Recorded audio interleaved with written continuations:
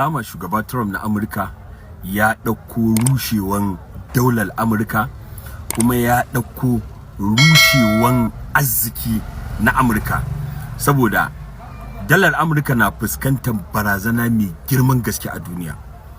A yanayin nan da ake ciki na yaƙi, Financial Times da Wall Street Journal sun ruwaito cewa ƙasa haɗaɗɗiyar daular Larabawa ta nuna ƙorafi mai girman gaske ga ƙasar Amurka, cewa idan fa aka ci gaba da yaƙin nan na ƙasar Iran za a samu matsala.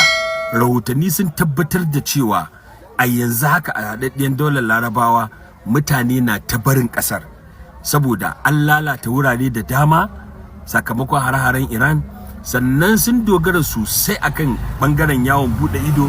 Hotel ɗinsu suna samun kuɗi, wuraren shakatawa ana samun kuɗi, harkokin siye da siyarwa na abinci da abubuwa ana samun kuɗi.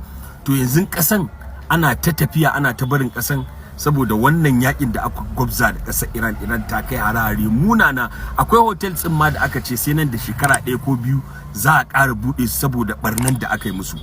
To haɗaɗɗiyar daular Larabawa ta ce ma Amurka in ba a yakin nan fa ya ci gaba za ta koma amfani da yuan, kuɗi na yuan na ƙasar China.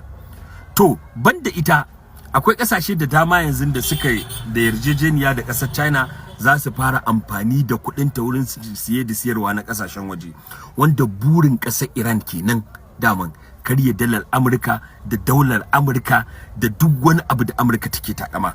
Shi yasa ita Iran dan a ci gaba da yakin ya ci gaba da tafiya ba matsalanta bane, daga ƙarshe Amurka na ƙara rauni ne, ita kuma tana ƙara haske, kuma duniya na ƙara fahimtar cewa Amurka ba komai bane a duniya.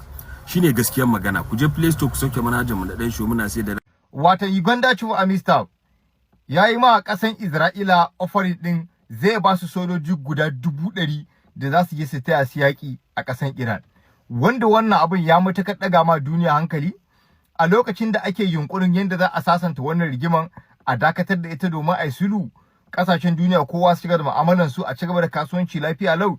Shi a lokacin ke yunkurin ƙara bada sojoji 100,000 da za su je su taya ƙasan Isra'ila yaƙan ƙasan Iran. Wannan ya kira shi da cewa zai kare martaban ƙasan Jesus kenan, abin da ya faɗa kenan. Wanda kuma ta wani bangare shugaban ƙasar Amerika ya fito ya ƙara gaya ma ƙasan Iran cewa fa babu inda ƙasan Isra'ila suka roƙe shi da ya zai ya shiga musu yaƙi a faɗa da ƙasan Iran.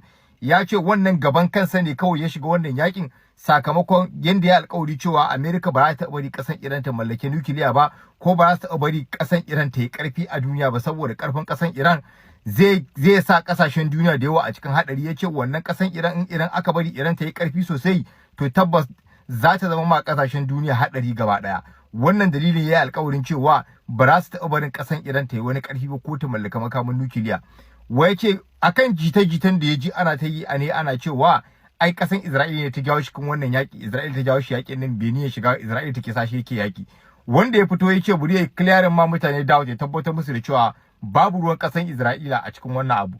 Ita kuma ƙasan Uganda tana ta abubuwanta wanda Iran ta yi banza da ita, tana ta neman attention ɗin ƙasan Iran. Har yanzu ƙasan Iran bata tanka ta ba, saboda Iran ta san cewa Uganda kaman kiyashi ne a gaban ta, cikin minti kaɗan za ta murƙushe Uganda.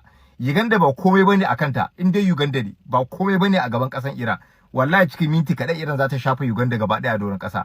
Dan Uganda ba ta da ƙarfin da ta iya tunkarin ƙasan Iran, ba ta da technology da ta tunkari ƙasan Iran, ba ta da makaman da ta iya tunkarin ƙasan Iran. Maganar gaskiya ke, in har Amerika da Isra'ila za su ɗau tsawon lokaci suna fafata da Iran, waye ne Uganda ma tukunna? Waye Uganda? Ku samu ra'ayinku a comment section. Ga masu buƙatan buɗe foreign account na TikTok, misali yanzu ka daɗe kana amfani da account ɗinka na Najeriya, ko ka amfani da account ɗinka na ƙasan ku wanda ba a biyan ku, maganar gaskiya gwada ka koma ka yi amfani da foreign account. Maybe yanzu ka da followers 10,000, 20,000, 30,000. Imagine da a ce a foreign account kake da wannan followers ɗin, da yanzu kana ce dalolinka ana biyan ka, bai fi ma ba. Maganar gaskiya kenan, da a ce da wannan account ɗin na kake amfani foreign account, da yanzu kana cire dalolinka hankalinka a kwance, kanka je kana aiki a kyauta baka cire ko sisi, su kake ma wahala, kai baka karuwa da su, baka cire ko sisi. To maganar gaskiya kenan, duk wanda ke bukatan foreign account, American account ko UK account, ko kai mun DM muna bude wannan account din kawai.